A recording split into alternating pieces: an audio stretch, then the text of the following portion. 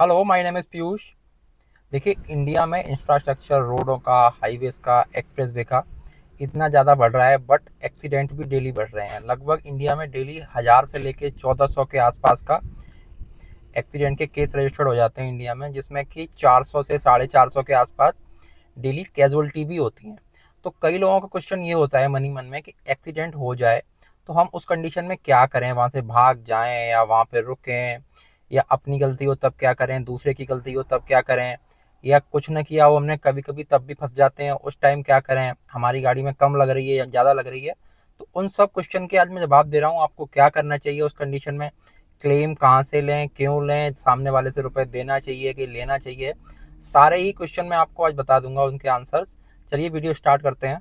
देखिए, basically accident तो कई तरह के इन्वॉल्यूशन हो सकते हैं आपके उसमें। कभी कभार दूसरे की गलती आप पे आ जाती है, कभी कभार रोड के साइड में कोई एक्सीडेंट हो जाता है, उसमें आप फंस जाते हो। कभी कभार क्या होता है, हमारी खुद की भी गलती होती है। ऐसा नहीं है कि हम कभी गलती करते ही नहीं है। आप कितने भी अच्छे ड्राइवर हो, प्रो लेवल के हो, प्रो अल्ट्रा मैक्स वाले भी होगे ना, तो भी कहीं ना कहीं किसी ना किसी एंगल में नींद आके या कुछ भी आप पे कहीं ना कहीं छोटी सी हो ही जाएगी। तो ये मत सोचा करो कि मुझ पे एक्सीडेंट नहीं होगा। एक्सीडेंट कभी भी और किसी से भी हो सकता है। तो इसका मतलब ये नहीं है कि आपसे नहीं होगा, एक्सीडेंट हो जाएगा। तो उस केस में भी आपको तैयार रहना है। सबसे पहले अपनी रिस्पॉन्सिबिलिटी लेनी है कि हाँ, ये एक्सीडेंट मेरी वजह से हुआ है, इसका जो भी जिम्मेदार हूँ वो मैं हूँ। सबसे पहले तो ये मानना सीखो आप। अब देखो, आप बात करते हैं सबसे पहले, ज़्यादातर केस में क्या होता है, जैसे कि रोड के किनारे किसी का एक्सीडेंट हो गया, आप वहाँ से गुजर रहे हैं, तो उस कंडीशन में हम लोगों को ये डर लगता रहता है कि अगर हम यहाँ रुक गए तो वो हमारी गाड़ी में या हमारी बाइक में उस मतलब जो पेशेंट होगा वहाँ जिसकी चोट लगी होगी, जो एक्सीडेंट जिसके साथ हुआ होगा, वो हमारी गाड़ी में रख देगा या हमारा यूज़ करेगा, हमारा टाइम वेस्ट होगा। तो उस टाइम आपको थोड़ी मानवता दिखानी चाहिए भाई। अगर आप पे पॉसिबिलिटी हो तो आप एम्बुलेंस पहले बुलाइए। अगर आपकी गाड़ी गंदी नहीं करनी है आपको, या थोड़ा सा हृदय है तो कर लीजिए। ऐसा नहीं है कि अगर कोई ज़्यादा ही खून कचड़ होगा वो खुद ही नहीं रखेगा, पहली बात तो। और नॉर्मल सा हुआ तो इतना तो कर ही दो। अगर रास्ते में पड़ रहा है हॉस्पिटल, मैं ये नहीं कह रहा हूँ कि अगर आप 1 किलोमीटर जा रहे हैं और हॉस्पिटल आपसे 15 किलोमीटर है तो आप मत ले जाइए। अगर वहाँ रास्ते में पड़ रहा है तो ज़रूर लेके जाइए, तो आप ले जाइए, उसमें कुछ नहीं घट जाएगा आपका। एक आपके अंदर जो सिंपैथी वाली चीज़ है वो कहीं ना कहीं होनी चाहिए। तो एक तो ये हो गया। और दूसरा ये नहीं है कि अगर आप हॉस्पिटल ले जाओगे आप कैसे केस में फंस जाओगे, ऐसा कुछ नहीं है। आजकल नियम सारे चेंज हो गए हैं, बहुत कुछ आगे बढ़ गई है दुनिया।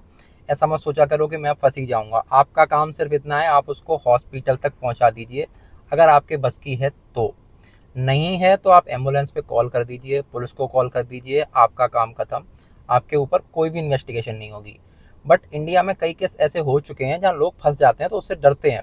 बट सभी डरने लगेंगे तो करेगा कौन, ये भी तो है ना। तो कहीं ना कहीं ऐसे डरावत अंदर मत रखिए, अंदर कि मैं डरूंगा कि मैं फंस जाऊंगा, ऐसा कुछ नहीं है। अगर आपको कोई लगता है कि मेरी वजह से किसी की जान बच सकती है तो बचा दीजिए यार, उसमें भगवान भलाई करेगा हम लोगों का। तो ऐसे केस में आपको बिल्कुल भी नहीं डरना है। अब आता है सेकंड कंडीशन वाला, कि किसी दूसरे की गलती से आपकी कार या बाइक में एक्सीडेंट हो गया या डैमेज हो गई, डेंट आ गया, या कोई आपके मेजर चोट लग गई, इंजरी लग गई, कुछ भी लग गया। तो उस कंडीशन में क्या करना है? उस कंडीशन में सबसे पहले तो आपको अपनी कार में हमेशा ही फर्स्ट एड बॉक्स रखना चाहिए। चाहे गाड़ी आपकी कितनी भी पुरानी हो, अक्सर केस में देखा जाता है गाड़ियाँ पुरानी हो जाती हैं तो कोई ध्यान नहीं देता कि इसमें फर्स्ट एड किट है भी या नहीं भी है। तो वो आपको बहुत ज़रूरी है। अगर आपकी गाड़ी में फर्स्ट एड किट नहीं है तो एक तरह से आप मान लीजिए उसको घर से निकालिए ही मत, क्योंकि इमरजेंसी कभी भी और किसी के साथ एनी टाइम हो सकती है। तो सबसे पहले तो आपको अपने साथ फर्स्ट एड किट रखनी है। और सेकंड में, अगर बाई चांस कोई एक्सीडेंट होता भी है आपके साथ इमीडिएटली, तो अपने सारे जितने भी आपके जो पैसेंजर्स हैं जो आपके साथ में हैं, सबसे पहले उनको देखिए अगर आप देखने लायक हैं तो। और अपने अंदर, अगर आपके साथ मतलब अगर आपके उठने की क्षमता है तो उस टाइम आप एक्टिव होइए। कोई पैनिक वाली कंडीशन न गई एकदम, हाय मेरा एक्सीडेंट हो गया, मैं क्या करूँगा, ये करूँगा, वो करूँगा, ऐसा कुछ नहीं है। कि पैनिक नहीं होना है। उसके बाद क्या करना है आपको, उस टाइम की, अगर आपकी गाड़ी में डैमेज हुआ है तो अपनी गाड़ी की वीडियो, फोटोग्राफ और जो कुछ भी आप कर सकते हैं वो करिए। और दूसरी गाड़ी वाली से, या फिर तो आप सेटलमेंट का अगर वो कोशिश कर रहा है तो ठीक है।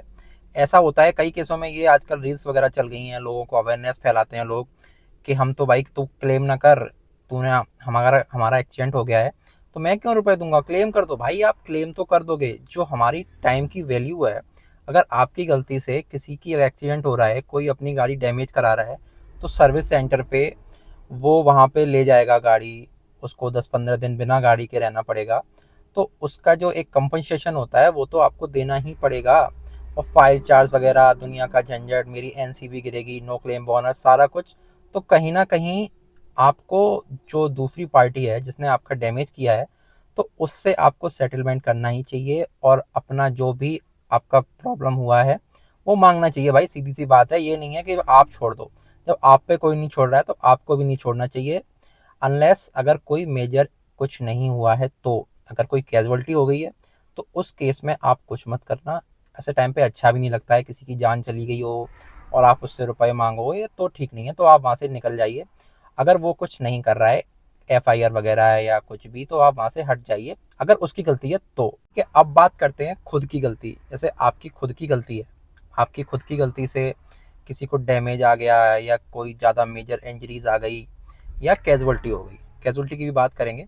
पहले मेजर इंजरी में कहीं आपके किसी, पहले कोई पेट वगैरह की बात करते हैं। कोई पेट वगैरह की अगर डेथ हो जाती है आपकी कार से, तो उस टाइम आपको भागना नहीं है। भागने में कोई मतलब नहीं है। आपकी आजकल तो इतना मोबाइल्स चल गए हैं, वीडियो चल गई हैं, कोई ना कोई निकाल ही लेगा। तो अगर कोई कुत्ता वगैरह, बिल्ली वगैरह किसी की पेट है, अगर कोई किसी का पालतू जानवर है, तो वहाँ रोक के उसका सेटलमेंट करके वहाँ से निकलो। एक तो ये हो गया। दूसरे में किसी ह्यूमन बॉडी, अगर किसी ह्यूमन बॉडी का अगर आपके पास कोई डैमेज हो रहा है या कहीं लग लगा रही है, तो आप कोशिश ये करिए, पहले बात तो पब्लिक एरिया है वो, तो पब्लिक एरिया में बहुत सतर्क रहिए। क्योंकि पब्लिक हमेशा आक्रोश रहती है, जिसको कोई भी मतलब नहीं होगा ना, वो भी आपकी फटी में टांग अड़ाएगा, आपको मारेगा तोड़ेगा। तो ये भी आपको ध्यान रखना है कि अगर ऐसी कंडीशन हो तो वहां नहीं रुकना भाई। चाहे कितना भी एक्सीडेंट हो जाए, वहां से निकलने का ही सोचना, भागना मत। मैं सिर्फ आपसे निकलने की बोल रहा हूँ, वहां से भागने की कोशिश मत करना। निकलने के बाद जैसे ही आपके पास पॉसिबिलिटी हो, आप पुलिस को इन्फॉर्म करिए या नियरेस्ट पुलिस स्टेशन पे आप जाइए, वहाँ सारा कुछ बता दीजिए कि ऐसे ऐसे मेरा हो गया है। तो ये तो आके प्रोसीजर हो गया।